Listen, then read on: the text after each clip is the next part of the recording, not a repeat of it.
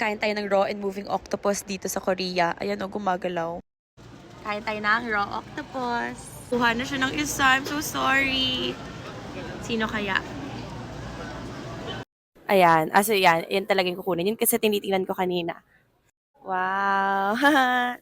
Sinaslice na niya, oh. Gumagalaw yung mga tentacles niya. Sauce. At ng seaweed. Oh. So, ayan ang octopus. Hala. Kita nyo na gumagalaw siya. Gumagalaw yung tentacles. Ayan, oh. Ah.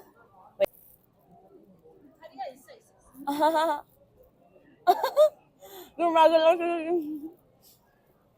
Gumagalaw siya sa dila ko. Parang siyang squid. At parang minumomol yung dila ko. Sinasak yung dila.